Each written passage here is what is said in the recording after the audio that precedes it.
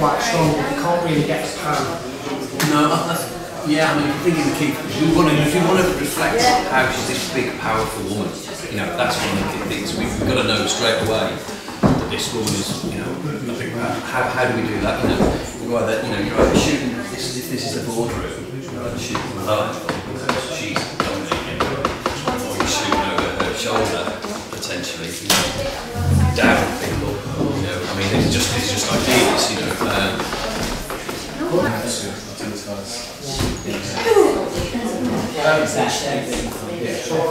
You say, right, I want in on this, you give them you, and then a certain time, testing the stuff. Place, time, and event.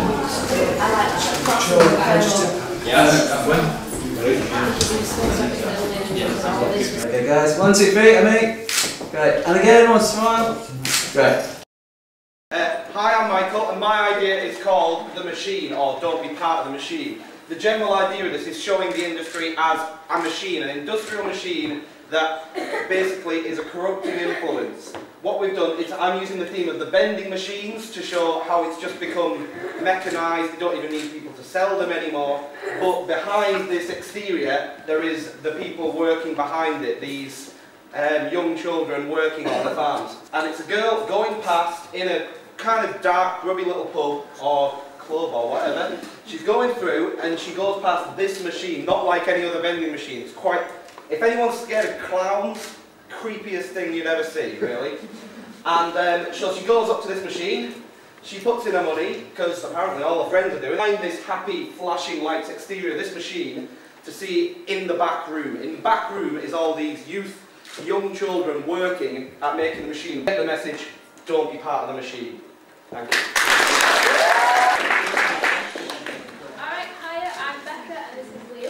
I'm sorry, did you want to introduce yourself?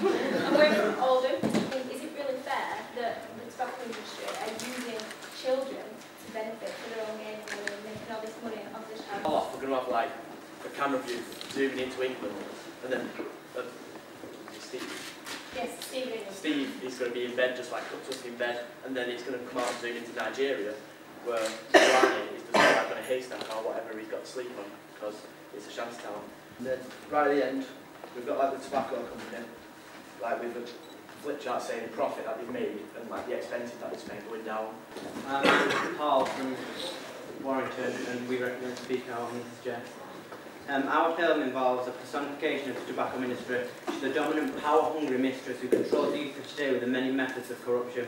It includes celebrity role models, smoking on TV, peer pressure, even brightly coloured displays in shops to glamorise smoking, making it seem really cool. This will make teens who want to look cool really vulnerable to the persuasion. These aspects will be included in our film, showing a girl's struggle to resist the temptations of the tobacco industry. The girl will fall to the floor and the cigarette roll from her hand to the feet of another teenager, who will pick it up, aided by the industry who is controlling him by strings, as though he is a puppet. This scene of control will show throughout, as she will use a television presenter like a marionette to throw cigarettes from the screen to the girl, showing how TV metaphorically plays a part. There will also be a board of executives with her at the head of the table, mimicking her every move. They are her puppets, implied by the camera pointing up at her from the bottom of the table, showing their inferiority. Moreover, there will be a scene at the start with the camera panning up the industry's body, who is walking towards it, showing she is dominating a beautiful femme fatale, a killer no one would expect. The particular detail I like is tying it into point of sale display, which is very current in the regulator's mind, political mind at the moment. It ties it into the UK, it ties it into the industry like it. I'm Mo from Preston. My idea is using a trailer, like a movie-like trailer, to advertise the negative effects of the tobacco industry. So it's going to start off with a woman dressed in white in a dark room looking into a mirror, and she just suddenly collapses and dies. In the mirror you see a shady black guy looking, well, dressed in black, walking away from her. Slightly looking over his shoulder and keeps walking. He'll cut across, like all the movie trailers, to the best bits or worst bits, to the CSI team, cigarette smell investigators, who picks up the phone and they'll, go through the phone and talk in the masculine voices. Like him and his colleagues will go to the scene of the crime, where the lady died, and they'll look around, gather evidence.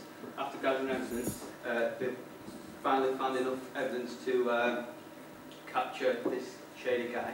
After the interrogation room, they can't charge him. They find out they haven't got enough evidence. This guy's linked to every major association in the world. So they take this file, this evidence, they take it downstairs into a massive underground facility and open up a filing cabinet that labelled unsolved smoking-related crimes and file away everything.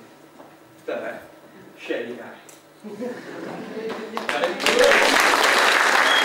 think it's a really powerful idea, and the idea of really needing to hold this industry to account. Absolutely brilliant. It's really. I must say this is that for me this is my favourite of the ideas, because it has clearly linked to it the idea that these deaths are happening not by accident, but because there's a villain behind it. It's Smoking Special. We're going to do it in the style of an M&S advert. You know, that whole annoying mum's voice, really well sensual. She's going to describe food. We've got the Christmas pudding. Well, it's not supposed to be Christmas pudding, but we're going to use her to get. It's a slight trick. She's going to say stuff related to the tobacco industry. You're going to think, ooh, M&S. It's not. It's our Smoking Special. And we've got 3 things. We've got pudding, a sandwich, and as you can see, a lung. The lungs, there are a little mystery ingredient. When they cut open, tar some sort of sauce oozes out of them, and some gets poured on top of them. And she still goes on about how positive this is, how you want this to happen to you. At the end, it says that this is not just any industry, that this is a killer industry. In a cigarette, there's over 4,000 chemicals, and I really hate knowing this. So I'm trying to say to everybody that I'm disgraced that the companies are allowed to get away with putting all these chemicals into cigarettes. We see this glistening brand new bath right in the centre, and the young boy, teenager, in his school uniform, walks up to the bath, takes off his shoes and his school bag, and he gets into the bath. All of a sudden, a light flashes and a horn sounds. And these men in yellow chemical outfits come walking in, 8 of them, and they're carrying the jugs. And when the jugs are empty, the men put their jugs down and then they unzip their outfits and they turn into basically the businessmen of the tobacco industry. Once it happens, a voiceover lady comes up and she says there are 4 or 5 chemicals in a cigarette and they can cause different types of cancer. And so, one dip, then you're hooked. This is the chemical bath. Thank you. The idea is that we're going to do something in secret, but we're going to have a big event that's going to happen, and no one's going to know what's going to happen until it's going to happen. So, who was that Vodafone advert where everyone... sorry? T-Mobile advert, where everyone danced in the station. That was flash mobbing, that everyone was told via text where to be, what to do, what time, and how to do it.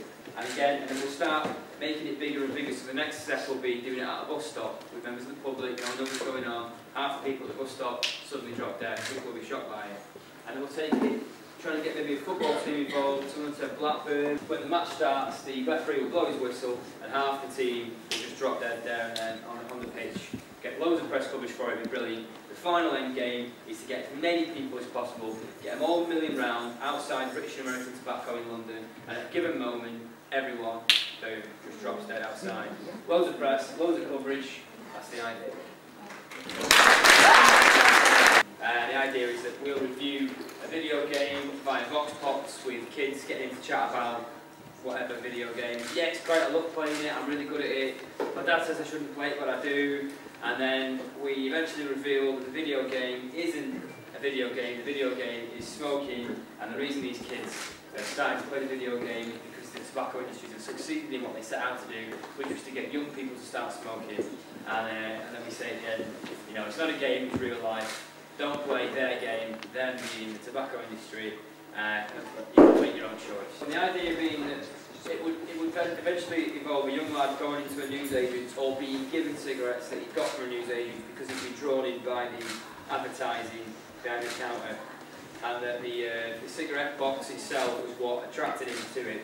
And as he opened the cigarette box, it's sort of a metaphor for Pandora's box. He can't close it, things start coming out of the box. When he looks inside, he sees child labour, he sees deforestation, he sees fat men in suits laughing. Yeah.